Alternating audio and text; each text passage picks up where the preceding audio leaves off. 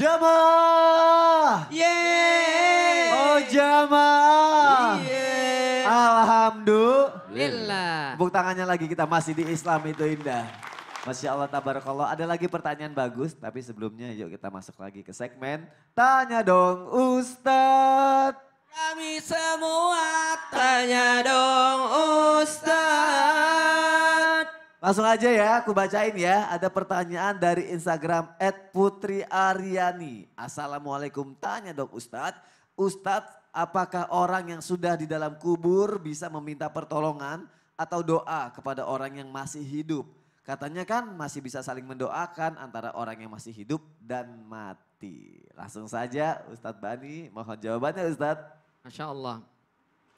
Di dalam surat Az-Zumar ayat 42 Allah Subhanahu wa taala berfirman, Allahu yatawaffal anfus hina mautiha wallati lam tamut fi manamiha. Allah yang menggenggam setiap jiwa ketika manusia itu sudah meninggal ataupun yang belum meninggal ketika tidur.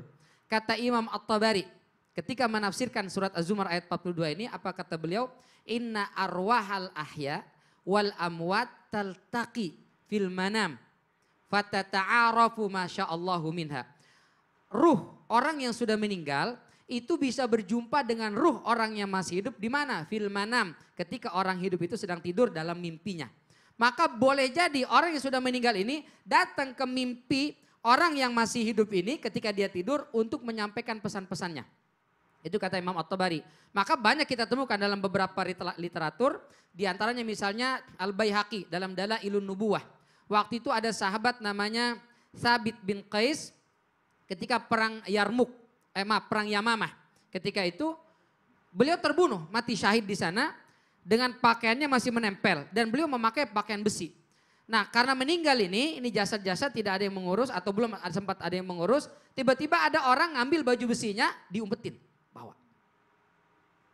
Orang nggak tahu nih baju besinya ada yang ngambil. Maka kemudian selesai sudah pemakaman para syuhada ini, lalu kemudian Thabit bin Qais datang ke mimpi salah seorang sahabat menyampaikan, baju besiku diambil sama si fulan, disimpan di itu yang tendanya paling ujung, tolong kau sampaikan kepada Khalid bin Walid.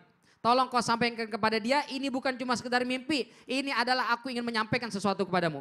Maka kemudian terbangun dia, disampaikan kepada Khalid. Khalid, kemarin tuh sahabat gini, katanya diambil pakaiannya di ujung sebelah sana. Maka Khalid memerintahkan kepada beberapa sahabat untuk datang ngecek, ternyata baju besinya ada di sana. Apa artinya? Bisa jadi orang yang sudah meninggal, tapi ada satu hajat yang dia belum sempat tertunaikan, yang belum sempat dia lakukan. Lalu dia mohon kepada Allah, ya Allah, saya ingin menyampaikan kepada ahli waris saya. Saya ingin menyampaikan kepada pasangan saya ingin menyampaikan kepada keluarga saya, izinkan saya bisa menyampaikan itu ya Allah. Dengan izin Allah dia bisa menyampaikan lewat mimpi. Ustadz, betul Ustadz, kemarin bapak saya almarhum datang dalam mimpi saya Ustadz, dia berwasiat. Apa wasiatnya? Berat saya tunaikan. Kenapa berat ditunaikan? Tunaikan kalau itu wasiat. Masalahnya dia minta saya bayarin hutangnya Ustadz. Bayarkan hutangnya. Saya juga banyak hutangnya Ustadz. Mudah-mudahan Allah mudahkan rezeki kita semua insya Allah. Yang kedua, bisa jadi orang yang meninggal kalau dia mendapatkan nikmat dari Allah Subhanahu wa taala, dia mendoakan orang yang masih hidup. Kalau kita yang masih hidup, tadi Ustaz menjelaskan, kepedulian kita terhadap orang yang sudah meninggal kalah dengan kepedulian mereka terhadap kita.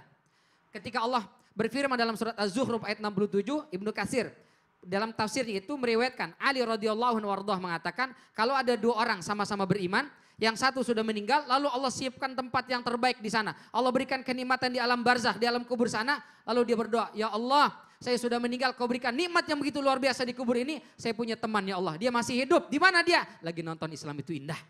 Ya Allah, tolong kalau dia meninggal besok, berikan kenikmatan ini ya Allah. Sama seperti ini untuk dia. Maka insya Allah akan diberikan. Masya Allah. Masya Allah, tabarakallah. Terima kasih Ustadz Bani untuk penjelasannya. Sekarang kita sama-sama mendengarkan kesimpulan dari Ustadz Maulana. Silakan Ustadz. Hal-hal yang kita tidak tahu tentang kuburan.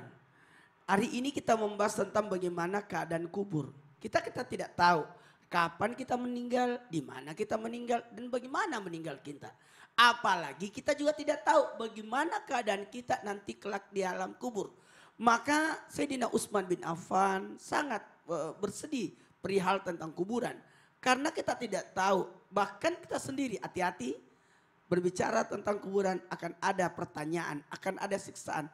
Tapi akan ada juga kenikmatan. Kita tidak tahu bagaimana keadaan kita. Maka persiapkanlah bekal kita untuk menuju ke alam barzah, alam kubur. Karena akan ditanya prosesnya. Siapa Tuhanmu, siapa nabimu, siapa saudaramu, siapa imanmu. 4 pertanyaan ini, sekali lagi 4 pertanyaan ini akan ditanyakan. Siapa Tuhanmu? Ayo jawab. Allah. Siapa nabimu?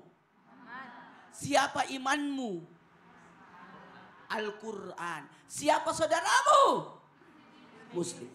Ini pertanyaan. Tapi kenapa kau tidak sholat kalau Allah Tuhanmu? Kenapa kau tidak mengikuti Nabi kalau Nabi adalah nabimu? Kenapa kau tidak melaksanakan isi kandungan Al-Quran kalau engkau imani?